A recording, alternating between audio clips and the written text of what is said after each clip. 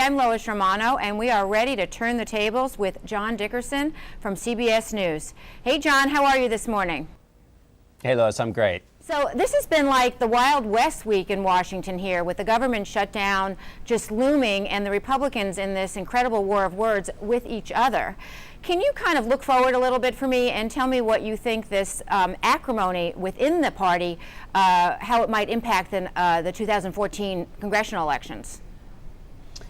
Well, I think to the extent that, so the way it may affect those elections is that if this stays protracted and Republicans keep shooting at Republicans, some of the things that Republican senators have said about their House counterparts and some things now that the ultra-conservatives in the House are saying about Republican senators, there's some pretty tough words, and that kind of fills out the stereotype that Democrats have been trying hard to portray for the last several years, which is that Republicans are kind of whipsawed by their most conservative faction. Well, now you have Republican senators essentially saying that this most conservative faction is responsible for courting this shutdown. So to the extent that that kind of lives on, that you have Republicans confirming Democratic talking points, that you could imagine could come back to haunt Republican candidates in 2014. But the landscape is really bad for Democrats, particularly on the Senate side.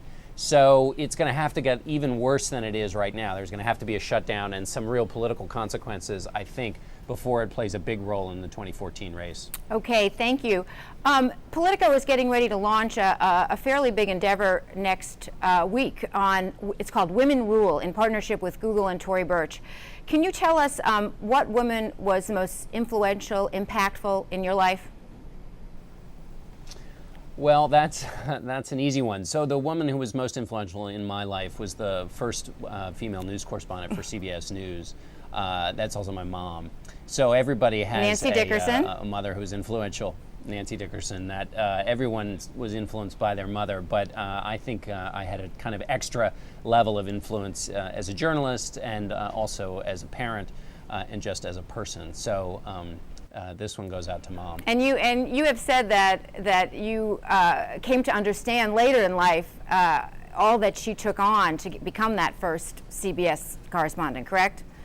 That's right. When she died in 1997, she left me everything she had from her career as a journalist. Most of that career had taken place before I was born, or certainly before I was old enough to understand it. And so after she died, the process of discovering her life was there was enough material there that I actually went and wrote a book about it. We also had a kind of rough relationship, as some sons do with their mothers, and the end of that rough relationship and the one we had right before she died was also incredibly influential in the way I think about my own kids and trying to balance work and family, something we can do now, something she really couldn't do so well when she was trying to make it in an all-male business so many years ago. Oh, thank you for those insights. That was very nice. Lastly, what can we expect on Face the Nation on Sunday? Well, on Sunday, Bob will have Senator Joe Manchin of West Virginia, Senator Tom Coburn of Oklahoma. They'll be talking about the government shutdown and the budget issues. Dr. Henry Kissinger has been interviewed by Bob, so he'll weigh in on the complicated world we live in. And then on the roundtable, Bobby Ghosh and Nancy Gibbs from Time will be on the roundtable, along with David Sanger of the New York Times. And then I will round things out somewhere there at the edge of the table. Great. Thanks for sharing all that with us. We look forward to watching it on Sunday. Have a good day. Thanks, Lois.